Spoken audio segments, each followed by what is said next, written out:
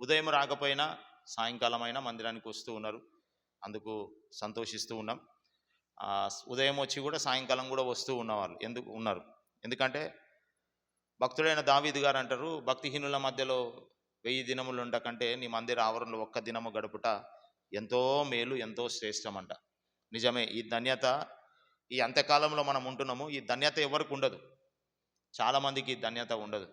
కానీ ఆ ధన్యతను దేవుడు మనకు చిన్న సంఘమైనా మనకు అనుగ్రహించినాడు. అందుకు దేవునికి స్తోత్రం కలుగును గాక. కొన్ని సంఘాలు మనం చూస్తే వారం 200 మంది 300 మంది వస్తారు. 200 మంది 300 మంది వచ్చినా ఉదయకాలం ఒకటే ఉంటుంది ఆరాధన, సాయంకాలం ఉండదు.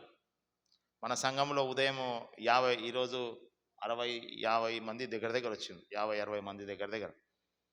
తర్వాత సాయంకాలం చిన్నగా కూడుకుంటున్నాం. ఆమేన్, హల్లెలూయా, హల్లెలూయా.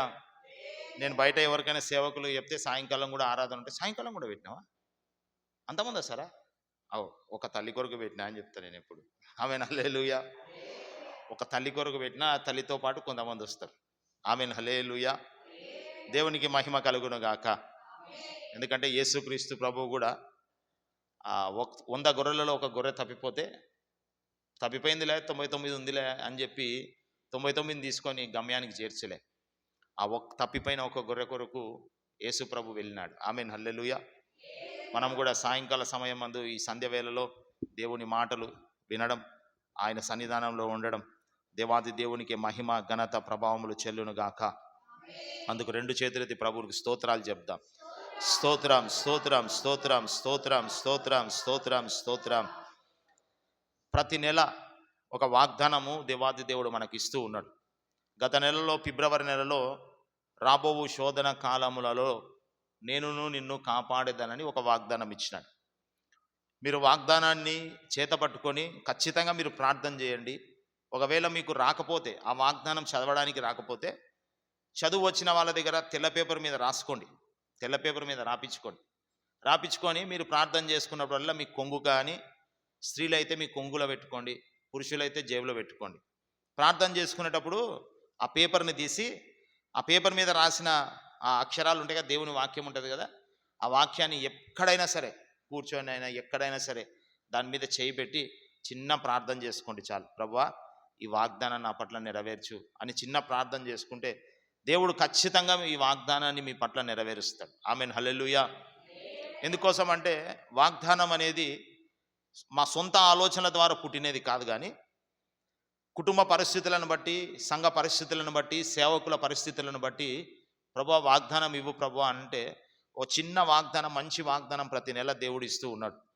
గత నెలలో శోధన కాలములలో నిన్ను కాపాడదనను అని వాగ్దానం చేసి సంఘములో అనేక మంది శోధనలో, మరణమనే శోధనలోనికి నడిపింపబడినారు.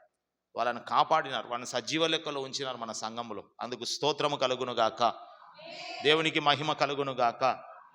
అయితే ఈ నెలలో కూడా ప్రభువా మరి ఏ వాగ్దానం ఇస్తూ ఉన్నావు, ఒక వాగ్దానం ఇవ్వు ప్రభువా, ఒక వాగ్దానం ఇవ్వు ప్రభువా అని చెప్పి నేను ప్రార్థన చేసుకుంటూ మనసులో ధ్యానిస్తూ ఉన్నప్పుడు ఓ చక్కటి మాట దేవుడు నాకు ఇచ్చినాడు. ఆ మాటను చదువుకుందాం. యెషయా పుస్తకము 41వ అధ్యాయం 10వ వచనం, పేజీ నంబర్ 602. నీవు నా దాసుడవనియు నేను నిన్ను ఉపేక్షింపక నేను నీతో చెప్పి ఉన్నాను, నీకు తోడై ఉన్నాను, భయపడకుము, నేను నీ దేవుడనై ఉన్నాను, దిగులు పడకుము, నేను నిన్ను బలపరుతును. ఆమేన్, హల్లెలూయా, హల్లెలూయా. వాగ్దానం, ఏ వాగ్దానం ప్రభా మార్చిలు ఇస్తావు అని అంటే, నేను నిన్ను బలపరుతును. ఏంటంట? బలపరుస్తాడంట. ఎవరిని? నిన్ను, నన్నే. ఈ మాటకు అర్థం మనం గమనిస్తే, బలపరుతును, నేను నిన్ను బలపరుతును. ఇప్పుడు ఉదాహరణకు హాస్పిటల్కి పోయినాం అనుకోండి, మోషన్స్ అయ్యి బాగా తీవ్రమైన జ్వరం వచ్చి తినక హాస్పిటల్ పోతే డాక్టర్ ఏమంటాడు, అమ్మా ఇంత నీరసంగా ఉన్నవేమి? అవును సార్, చాలా నీరసం అనిపిస్తుంది, చేత అయితే లేదు, అసలు లేయలేకపోతున్నాను, బ్రష్ కూడా వేసుకోలేకపోతున్నాను సార్, నీరసం అవుతుంది సార్ అని అంటే వెంటనే డాక్టర్ ఏం చేస్తాడు, గ్లూకోజులు ఎక్కిస్తాడు బలపరచడానికి కొంచెం. అంటే బలహీనునిగా ఉన్నప్పుడు బలహీనునికే ఈ మాట వర్తిస్తుంది, అవునా కదా? నేను నిన్ను బలపరుతును అనే మాట పరిశుద్ధాత్ముడు ఈ నెలలో మనకి ఇస్తూ ఉన్నాడంటే ఎవరిని బలపరుస్తాడు అనంటే బలహీనులని. అంటే మీరు అనొచ్చు ఇప్పుడు, అయితే మేమేమన్నా అనారోగ్యం వచ్చి మోషన్స్ అయ్యి జ్వరాలు వచ్చి నీరసమైనవా సార్ అని అంటే కాదు. ఇక్కడ 2 రకాల బలహీనతలు ఉన్నాయి మనకు. ఒకటి శరీరపరమైన బలహీనత, ఒకటి ఆత్మానుసారమైన బలహీనత, మానసికమైన బలహీనత. ఈ బలహీనతలు 2 రకాల బలహీనతలు ఉన్నాయి. శరీరపరమైన బలహీనతలు అంటే శరీరంలో ఏదైనా జబ్బు వచ్చింది అనుకోండి, నీరసం వచ్చింది అనుకోండి, అవి ట్యాబ్లెట్లు తిన్నా, తర్వాత ఏదైనా మంచి మంచి ఆహారం తిన్నా అప్పటికప్పుడు పుంజుకొని బలపరచబడి కొంచెం ముందుకు పోతాం. ఒక 5-6 రోజులు బాగా మంచి ప్రోటీన్ ఫుడ్ తింటే కొంచెం బలంగా తెచ్చుకొని కొంచెం ముందుకు పోతాం. కానీ ఈ ఆత్మానుసారమైన బలహీనత ఉంది, మానసికమైన బలహీనత, ఆత్మానుసారమైన బలహీనత. ఈ బలహీనతను నువ్వు ఎట్లా బలపరుచుకుంటావు? బలపరుచుకోలేం. ఈ ఆత్మానుసారమైన బలహీనతను, ఈ మానసికమైన బలహీనతను నువ్వు ఎట్లా ఓవర్కమ్ చేస్తావు అంటే దాన్ని ఎట్లా అధిగమిస్తావు, ఎట్లా బలపరుచుకుంటావు? నీ వల్ల కాదది, నీ వల్ల, నా వల్ల, మనుషుల వల్ల కాదది. ఇప్పుడు ఎక్కడికి వెళ్ళినా ఒక వ్యక్తిని మనం చూసినాం అనుకోండి, ఎంత తిన్నా వానికి ఎంత తిన్నా పైకి ఉండకుండా పక్కగా అవుతున్నాడు అనుకోండి, డాక్టర్ దగ్గరికి తీసుకుపోతే సార్ ఎంత తిన్నా వీనికి పైకి వండుతలేదు సార్, రోజుకు 4-5 పూటలు తింటాడు, పైకి వండుతలేదు, ఏమైనా ఉన్నాయంటే అన్ని టెస్టులు చేస్తామమ్మా అని చెప్పి అన్ని టెస్టులు చేసినారు అనుకోండి, టెస్టులు అన్నీ నార్మల్ వచ్చినాయి అనుకోండి, ఇక ఏమి లేదమ్మా ఇతనికి ఒక మానసికమైన రోగం, మానసికమైన వ్యాధి, మానసికమైన రోగం, మానసికమైన వ్యాధికి మందు లేదు. ఉదాహరణకు మనం గమనిస్తే ఈ సంఘములో ఉంటున్న మనమైనా, సేవకులమైన మేమైనా సరే చిన్న చిన్న విషయాలకు బలహీనపరచబడడం. అప్పులు ఉన్నాయనుకోండి, ఈ అప్పులు తీరుతాయా లేవా, ఏందబ్బా ఇది అని బలహీనపరచబడడం. మంచి పెట్టుబడి కొరకు, వ్యాపారం కొరకు డబ్బులన్నీ లక్షలు డబ్బులు పెట్టి ఆ వ్యాపారము సామాగ్రి తీసుకొని వచ్చి ఇంట్లో పెట్టుకుంటే ఈ సామానంతా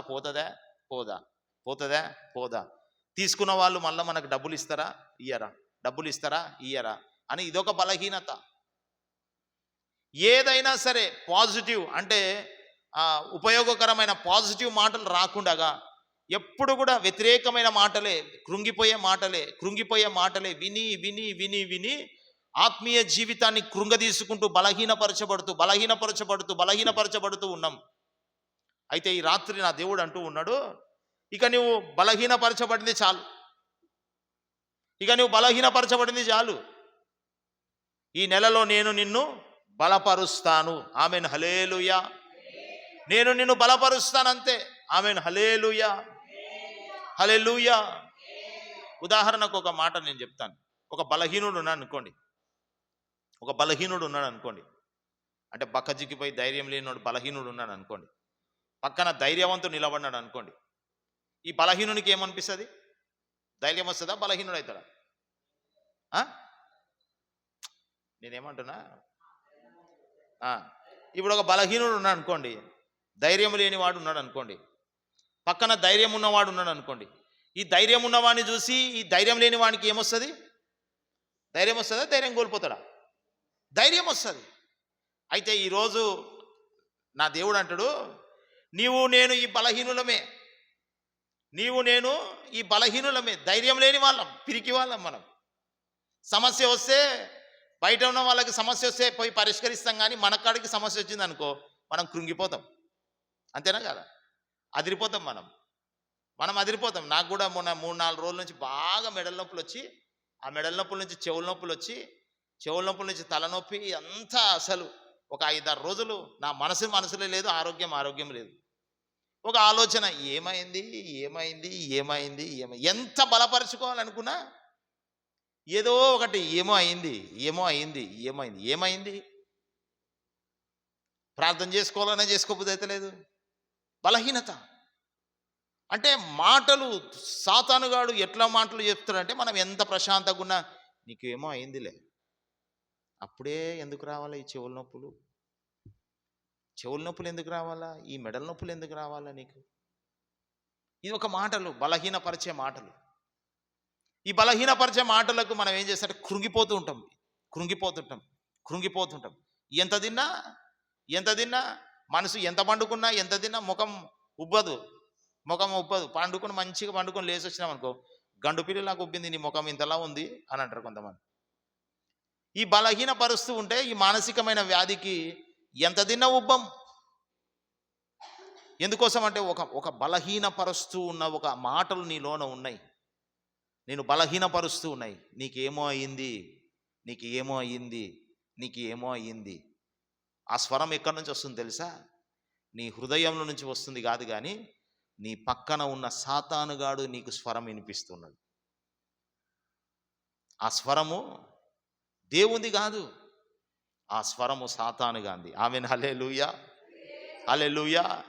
ఇదిగో ఈ బలహీనంగా ఉన్నామా మనము, ఈ బలహీనంగా కృంగిపోయిన స్థితిగతిలో ఉన్న నన్ను మన పక్కన బలవంతుడైన యేసయ్య నిలబడితే బలహీనునిగా ఉన్న నీకు కొండంత బలం. ఆమేన్, హల్లెలూయా. కొండంత బలము నీకు నాకు. అయితే ఈ నెల అంటాడు, గత నెలంతా బలహీనపరచబడినావు. రోగము, అనారోగ్య పరిస్థితులు, అప్పులు, కుటుంబ సమస్యలు, ఆ ఇంటి పక్కన సమస్యలు, ఈ ఇంటి పక్కన సమస్యలు, దారిన పోయే సమస్యలు అన్నీ కూడా నెత్తిమీదికి వేసుకొని బలహీనపరచబడి కృంగిపోయి నీవింతకు నువ్వు లేవలేని పరిస్థితుల మధ్యలో ఉండిపోయినావు. అయిపోయింది. అయితే ఈ మార్చి నెలల నేను నిన్ను బలపరుస్తాను. ఆమేన్, హల్లెలూయా, హల్లెలూయా. దిగులు పడకము, నేను నిన్ను బలపరుస్తాను. ఆమేన్, హల్లెలూయా. ఏ విషయములో బలపరుస్తావు ప్రభువా అనంటే, ఇదిగో నీవు ఏ విషయములో కృంగిపోయి, ఆత్మీయ జీవితంలో కృంగిపోయి బలహీనపరచబడి ఇక అయిపోయింది నా బ్రతుకు అనే స్థితిగతుల మధ్యలో, మరణపు అంచుల మధ్యలోనికి నీవు నడిపింపబడినావో, ఆ మరణపు అంచులోనికి కూడా నా దేవుడు చెయ్యి పట్టి లాగి నిన్ను బలపరచి ధైర్యముగా నిన్ను నిలబెడతాడు. ఆమేన్, హల్లెలూయా, హల్లెలూయా. అందుకనే వాగ్దానం చేస్తున్నాడు, నేను నిన్ను బలపరుస్తా. ఒక్కసారి ఆయన బలపరిచినాడు అనుకోండి, ఇక మనకు ఆగేదే లేదు ఇక. ఆమేన్, హల్లెలూయా, హల్లెలూయా. ఒక వ్యక్తి ఉన్నాడంట, మంచి ప్రవక్త, అగ్ని ప్రవక్త అంటారు. ఏం పేరు? అగ్ని ప్రవక్త. బైబిల్లో ఆయన పేరుని అగ్ని ప్రవక్త అని అంటారు. అగ్ని ప్రవక్త. దేవా అగ్ని దిబ్బు అని ఒక చిన్న ప్రార్థన చేస్తే పరలోకము నుండి అగ్ని దిగి వచ్చిందంట. ఆమేన్, హల్లెలూయా, హల్లెలూయా. పరలోకము నుండి అగ్ని దిగి వచ్చిందంట. అగ్ని దిగి వచ్చి ఆ బలిపీఠము మీద ఉన్న ఆ వధింపబడిన ఆ దహన బలి కోసం సిద్ధపరిచిన పశువులను దహించిందంట. పరలోకం నుండి అగ్ని దిగి వచ్చింది. అంత రోషము కలిగిన ప్రవక్త. బయలు ప్రవక్తలను 400 మంది విగ్రహారధికులను, బయలు ప్రవక్తలను 400 మందిని ఒకటే రోజు ఒకటేసారి 400 మందిని చంపేసినాడు. హతము చేసిన ప్రవక్త, అంత రోషము కలిగిన ప్రవక్త. డైరెక్ట్ రాజు దగ్గరికి పోయి, ఏ రాజా ఏమనుకుంటున్నావు నువ్వు అని రాజు దగ్గరికే పోయి వార్నింగ్ ఇచ్చిన వ్యక్తి. ఎవరైనా ఇస్తారా? రాజు దగ్గరికి పోయి, రాజు దగ్గరికి పోవాలంటేనే గడగడ వణుకుతాం. రాజు దగ్గర పోయి, ఏమి నీ కథ, ఏమనుకుంటున్నావు నువ్వు? అంత రోషము కలిగిన వ్యక్తి. ఈ 400 మంది బయలు ప్రవక్తలను చంపిన తర్వాత ఈ రాణి ఎజబేల్ అనే ఒక రాణి ఉంటుంది. ఈ రాణి అంటది, ఇదే ఏలియా చంపినావు కదా 400 మందిని, ఇదిగో రేపు సాయంకాలం ఈ సమయం కల్లా నిన్ను నేను చంపుతా అని ఒక మాట విన్నాడు. ఈ అగ్ని ప్రవక్త, ఈ రోషము కలిగిన సేవకుడు ఒక మాట విన్నాడు. ఆ మాట వినటానికి అప్పటిదాకా ఆకాశం నుండి అగ్ని దింపినాడు. 400 మంది ప్రవక్తలను ఒకటేసారి నరికివేసినాడు. రాజు దగ్గరికి వెళ్ళి రాజు ముఖంలో ముఖం పెట్టి చేయబెట్టి, ఏ రాజా జాగ్రత్త అని హెచ్చరించినాడు. ఇంత రోషము కలిగిన ప్రవక్త ఒక్క మాట, ఒక స్త్రీ ఏ ఏలియా చంపేసని అనే మాటకు ఈయన బలహీనపరచబడినాడు. నన్ను చంపుతుందేమో. నన్ను చంపుతుందేమో అని ఆ ఊరు నుండి, ఆ ప్రాంతం నుండి పారిపోయినాడు. పారిపోయి ఒక వృక్షము కింద కూర్చొని ఏడుస్తున్నాడంట. దేవా, ఇక చాలు నాతోన, ఇక నేను సేవ చేయలేను, ఇక చాలు, ఇంతవరకు చేసిన సేవ చాలు ప్రభువా, ఇంతవరకు నాతో ఉన్నావు చాలు ప్రభువా, ఇంతవరకు నన్ను అభిషేకించి నడిపించినవు చాలు, 400 మంది ప్రవక్తలను, బయలు ప్రవక్తలను చంపించినవు సాలిగా, అగ్ని దిగిరమ్మంటే అగ్ని దింపినవు సాలిగా, నేను చేయలేను ప్రభువా, ఇక చంపుతా అంటుంది ఆమె, నేను చేయలేను ప్రభువా, నన్ను తీసుకో అని ఏడుస్తున్నాడంట. ఒక చిన్న మాటకు బలహీనపరచబడుతూ ఉన్నాం. డాక్టర్ దగ్గరికి పోతే, అరే ఇది కొంచెం ఏదో తేడా అనటానికి ఇక బలహీనమైపోతాం. ఇది తేడా అనటానికి బలహీనమైపోతాం. ఎవరైనా మాట, ఏంది కొంచెం నీ ముఖంలో తేడా వస్తుంది అనటానికి ఏమైంది అని నిద్ర వస్తలేదు, ఈ మధ్యలో వస్తలేదా, అయితే ఏదో ఈ డోరు ఇట్లా పెట్టింటే బాగుంటుండే అని చెప్పడానికి బలహీనపడుతుంది. డబ్బులన్నీ నాశనం అవుతున్నాయి, ఇంట్లో ఎప్పుడు రోగం వెంబడ వస్తుంది, అప్పులు వస్తున్నాయి అని అంటే ఎవరో ఏదో ఒకటి చెప్తే బలహీనపరచబడతారు. అంటే మాట వలన, వినే మాట వలన మనుషులమైన నీవు నేను అప్పటిదాకా ధైర్యంగా ఉంటాము, కానీ ఆ మాటను హృదయంలోనికి తీసుకున్నప్పుడు కృంగిపోతాం, బలహీనపరచబడతాం. అయితే ఈ ఏలియా ప్రవక్త కూడా ఆ మాటకు చంపుతా అనే ఆ మాటకు, నువ్వు చచ్చిపోతావు, ఎట్లా నన్ను చంపేస్తా నిన్ను అనే మాటకు బలహీనపరచబడి దూరాన ఒక దిన ప్రయాణమంతా పారిపోయి ఒక చెట్టు కింద కూర్చొని ఏడుస్తూ ప్రార్థన చేసుకుంటూ అట్లనే పండుకున్నాడంట. పండుకున్న వెంటనే ఆకాశంలో నుండి ఒక దేవుని దూత దిగి వచ్చిందంట ఆయనకి. ఆమేన్, హల్లెలూయా. ఒక దేవుని దూత దిగి వచ్చి పండుకున్న ఏలియా అని ఆయన లేపి, ఇదిగో అలసిపోయింటావు, రొట్టె తిను అని చెప్పి రొట్టె తినిపించి నీళ్లు తాపించి, ఒక రొట్టె తిని నీళ్ళు తాగిన తర్వాత ఆ దూత వెళ్ళిపోయింది. మళ్ళీ పండుకున్నాడు. మళ్ళీ కొంతసేపటికి మళ్ళీ వచ్చింది దూత, మళ్ళీ లేపింది, బాబు ఏలియా తిను, మళ్ళీ ఇంకో రొట్టె తిను అని అంటే ఇంకొక రొట్టె తిన్న తర్వాత అప్పుడు ఆ దూత అంటది, ఇదిగో 40 రోజులు రాత్రింబగలు ముందు ఆ భయంకరమైన ప్రయాణము నీకు ఉన్నది, బలము తెచ్చుకో. ఆమేన్, హల్లెలూయా. ఈ రొట్టె ద్వారా, ఈ ఆహారము ద్వారా బలము తెచ్చుకో, ఎందుకంటే 40 రాత్రింబగలు నువ్వు ప్రయాణము చేసేది ఉంది అని చెప్పి ఆ చిన్న రొట్టె తినడం ద్వారా ఆ ఏలియా గారు, బలహీనపరచబడిన ఏలియాను దేవుడు బలపరచి 40 రోజులు రాత్రింబగలు ఆ 2 రొట్టెలు తిన్న 2 రొట్టెల శక్తి 40 రాత్రింబగలు తిరిగినాడంట. ఆమేన్, హల్లెలూయా. 40 రోజులు ప్రయాణం చేసినాడు దేవుని కొండ వరకు, దేవుని కొండపైకి, దేవుని పర్వతం అనే హోరేబు పర్వతము దగ్గరికి 40 రోజులు రాత్రింబగలు నడిచి దేవుని కనుగొనడానికి, దేవుని ఎదుర్కొనడానికి పోయినాడు. ఈ రాత్రి నా దేవుడు అంటున్నాడు, నేను నిన్ను బలపరుస్తా. ఏ విషయంలో ప్రభువా? నువ్వు ఏ విషయంలో కృంగిపోయినావో నాకు తెలియదు, ఏ విషయంలో ఆలోచన చేసుకుంటూ బలహీనపరచబడుతున్నావో నాకు తెలియదు, కానీ నా దేవుడు ఒక వాగ్దానం అయితే ఇస్తున్నాడు. ఆ వాగ్దానం ఏంటంటే, నేను నిన్ను బలపరుస్తా, దిగులు పడకము, జడియకము, ఖచ్చితంగా నేను నిన్ను బలపరుస్తా. ఎందుకోసం తెలుసా? నీ కొరకు, నా కొరకు ప్రాణం పెట్టిన దేవుడు మన దేవుడు. నీవు నేను అడగక మునుకే ప్రాణం పెట్టిన దేవుడు మన దేవుడు. నా దేవుడు అంటున్నాడు, ఇదిగో నిన్ను నా అరచేతుల మీద చెక్కి ఉంచి ఉన్నాను. నువ్వు అడగక మునుపే నిన్ను నా అరచేతుల మీద చెక్కి ఉంచిన. నువ్వు అడగక మునుపే నీ పేరు జీవ గ్రంథమందు రాయబడి ఉన్నది. నువ్వు అడగక మునుపే ఇదిగో నీ కొరకు నేను ఒక స్థలము సిద్ధపరుస్తూ ఉన్నా.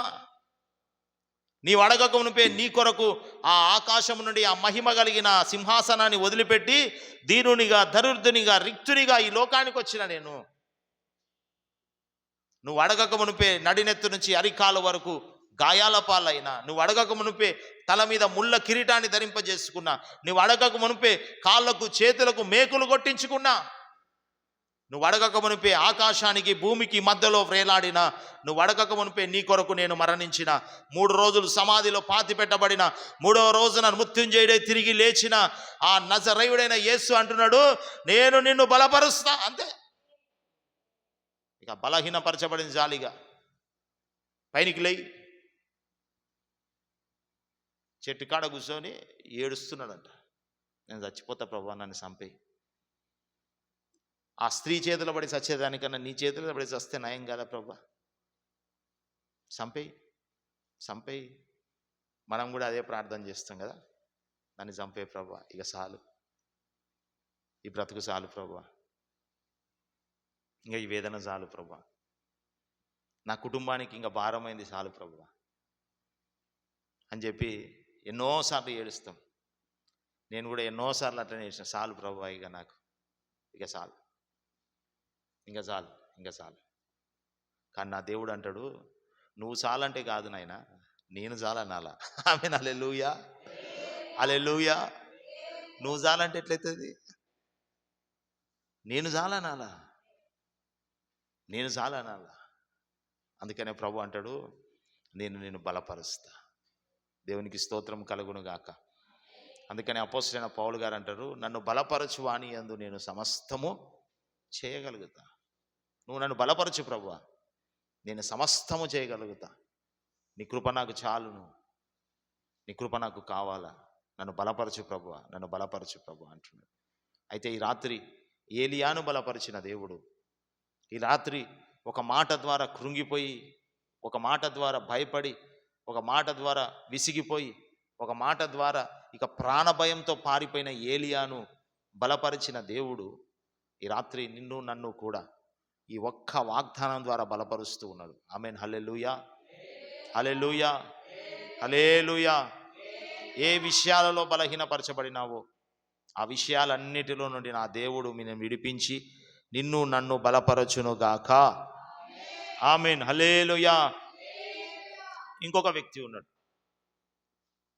ఇశ్రాయేలు ప్రజలను, యెరూషలేము ఇశ్రాయేలు ప్రజలను కొంతమంది మిద్యానీయులని శత్రువులకు దేవాది దేవుడు 7 సంవత్సరాలు ఇశ్రాయేలు ప్రజలను అప్పగించిన తర్వాత భయంకరమైన ఆ మిద్యానీయుల దండు ఇశ్రాయేలు ప్రజలు వేసుకున్న పంట పొలాలలో వేసుకున్న ఆ విత్తనాలనేమి ఆ పంట పొలాలన్నిటి మీద దాడి చేసి వాటన్నిటిని కూడా నాశనం చేసేవాళ్ళు.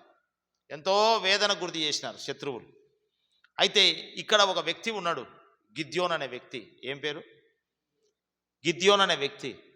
ఈ వ్యక్తి ఒక గానుగ చాటున, గానుగ అంటే మనం చెరుకు రసం బండి ఉంటుంది కదా, గానుగ బండి, గానుగలు వేస్తారు కదా మనం, గానుగ మిషన్ ఆయిల్, గానుగ ఆయిల్ ఉంటుంది కదా, ఆ గానుగ మిషన్ ఆయిల్ ఉంటుంది కదా, ఆ గానుగ బండి పక్కన మూలకు దాక్కొని గోధుమలను తూర్పార పడుతున్నాడు. ఎవరు? ఈ గిద్యోన్. ఎందుకు మూలకు దాక్కున్నాడంటే మిద్యానీయుల కంటబడకుండా ఉండడానికి, శత్రువు కంటబడకుండా ఉండడానికి పక్కన దాక్కొని గోధుమలు తూర్పార పట్టుకుంటూ ఆలోచన చేస్తున్నాడు. ఇక అయిపోయింది ఇశ్రాయేలు ప్రజల పని, మా పని అయిపోయింది, ఇక దేవుడు పట్టించుకుంటలేడు, ఏం పట్టించుకుంటలేడు, ఇక అయిపోయిందిరా నాయన, ఆ శత్రువుల చేతికి మమ్మల్ని అప్పగించినాడు, ఇక ఆ శత్రువులు వచ్చి మమ్మల్ని ఇబ్బంది పెడుతున్నారు, మేము ఏం చేయాలా ప్రభువా అని చెప్పి ఆయన కృంగిపోతే ఒక స్వరము వినబడుతుంది ఆయనకి. ఏ పరాక్రమము కలిగిన బలవంతుడా గిద్యోను, పరాక్రమము కలిగిన బలాఢ్యుడా గిద్యోను అని ఒక స్వరం వినబడుతుంది. ఆ మిద్యానీయుల ఆ శత్రువులను కంటపడకూడదని దాపెట్టుకున్నవాడు పరాక్రమం గలడా? నేను ఒక ప్రశ్న అడుగుతా, ఇక్కడ చూడండి. నిజం, శత్రువు చూడకుండా గానుగ చాటున పక్కన దూరంగా దాక్కున్నవాడు పరాక్రమం కలిగిన వాడా? బలవంతుడా? పిరికివాడు, బలహీనుడు, బలవంతుడు కాదు. కానీ ఒక దూత అంటుంది, పరాక్రమము కలిగిన బలాఢ్యుడా గిద్యోన్ అని పిలుస్తుంది. ఈ మాటకు ఆయన ఆయన ఆశ్చర్యపోయినాడు. నేనే బలహీనునిగా అయ్యి బలహీనపరచబడుతూ ఉంటే, దాపెట్టుకొని ఉంటే శత్రువుకి ఈ శబ్దం ఎక్కడి నుంచి వస్తుంది నాకు అని వింటున్నాడు. ఆమేన్, హల్లెలూయా, హల్లెలూయా. చూడండి, గమనించండి, దేవుని ఆశ్చర్య కార్యాలు ఎట్లుంటాయంటే, నువ్వు బలహీనుడువా, నిన్నే వాడుకుంటాడు దేవుడు. నువ్వు బలహీనుడివా, నిన్నే వాడుకుంటాడు దేవుడు. నేను కూడా మా ఇంట్లో నన్ను ఎవ్వరు పట్టించుకునేటోళ్ళు కాదు. ఏ దానికి అడిగినా పక్కకు పెట్టువని అనేటోళ్ళు, పట్టించుకునేటోళ్ళు కాదు. నాకు ఏ ఫంక్షన్ చేసినా ఏది చేసినా నన్ను ఇన్వాల్వ్ చేసేటోళ్ళు కాదు. వదిలేసి, బలహీనుడు చేత కాదు వానికి, బలహీనుడు చేత కాదు అని వదిలేసి, ఆ బలహీనున్నే దేవుడు వాడుకొని ఈ మహిమ కలిగిన పరిచర్యను అప్పగించి ఇంతమందిని ఈ బలహీనుని ద్వారా నడిపిస్తూ ఉన్నాడు. ఆమేన్, హల్లెలూయా, హల్లెలూయా. దేవుడి గొప్ప కార్యాలు ఇవే. దేవుడు బలహీనున్నే వాడుకుంటాడు. నీ ఇంటిలో, నీ కుటుంబస్తులో నువ్వు బలహీనునివే, కానీ నీ పక్కన ఉన్న దేవుడు ఎవరు తెలుసా? బలవంతుడు. ఆమేన్, హల్లెలూయా. నీవు బలహీనునివే, నేను బలహీనున్నే, ఒప్పుకుంటున్నాం.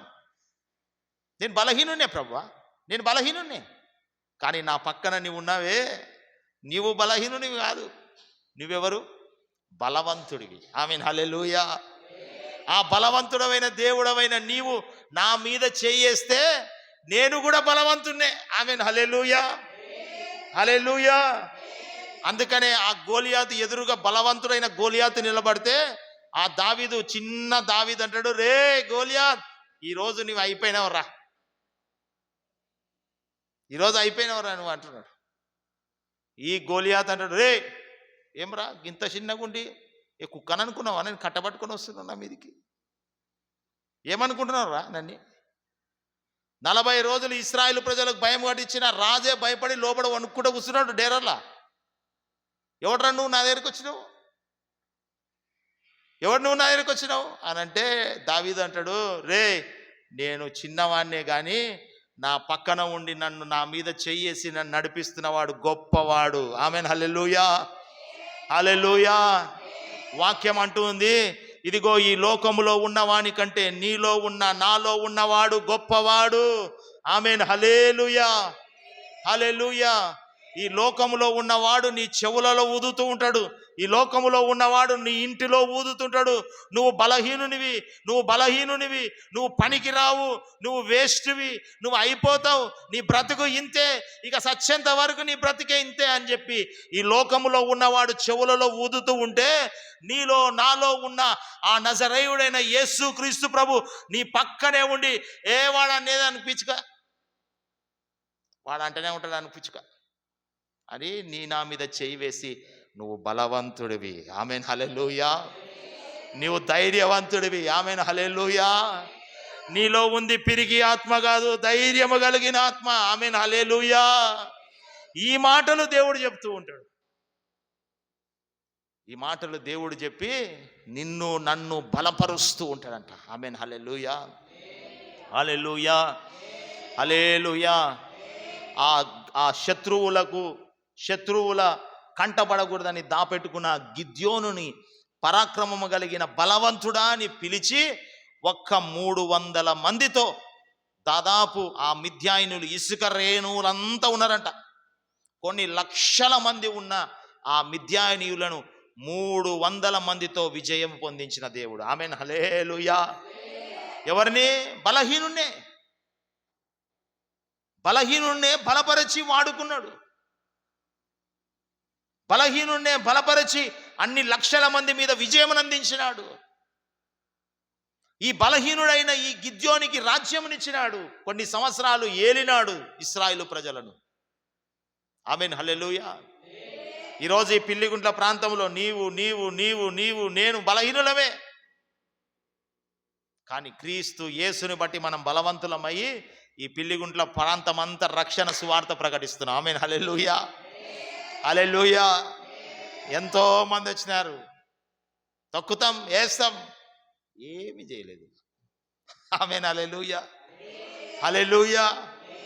ఎంతో మంది వచ్చినారు, తొక్కుతాం, తీసేస్తాం, తీసేయి. తీసేయి.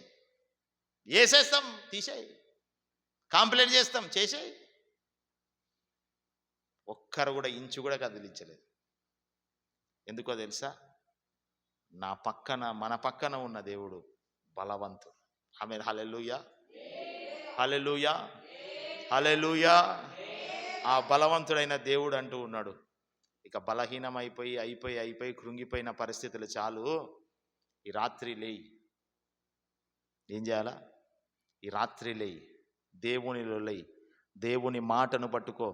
నేను నిన్ను బలపరుస్తాననే మాటను పట్టుకొని మోకరించి ప్రార్థన చేయి. ప్రభువా నన్ను బలపరుస్తానన్నావు. ఇదిగో ఏలియాని బలపరిచిన దేవుడవు, ఇదిగో గిద్యోనుని బలపరిచిన దేవుడవు, నన్ను కూడా బలపరచు ప్రభువా. నేను బలహీనున్నే ప్రభువా. ఈ సమస్య నన్ను వేధిస్తుంది ప్రభువా, ఈ రోగము నన్ను వేధిస్తుంది ప్రభువా, ఈ మాట నన్ను వేధిస్తుంది ప్రభువా, ఈ పరిస్థితులు నా కుటుంబాన్ని వేధిస్తున్నాయి ప్రభువా. ఇక ఆఖరికి నా బ్రతుకు మరణంలోనికి వెళ్ళాలనుకుంటున్నా ప్రభువా. కానీ నీ మాట, నీవిచ్చిన వాగ్దానము నన్ను ధైర్యపరుస్తూ ఉంది ప్రభువా. నేను బలపరచబడాల ప్రభువా. నిజమే తండ్రి, నేను బలహీనున్నే, కానీ నా పక్కన నీవు బలవంతుడవు కాబట్టి నన్ను బలపరచు ప్రభువా అని ఎప్పుడైతే నువ్వు ఈ మాట పలుకుతావో, నా దేవుని గొప్ప శక్తి, నా దేవుని అద్భుతమైన శక్తి, నా దేవుని గొప్ప శక్తి చేత నిన్ను నింపి నా దేవుడు నిన్ను బలపరచునుగాక, బలపరచునుగాక.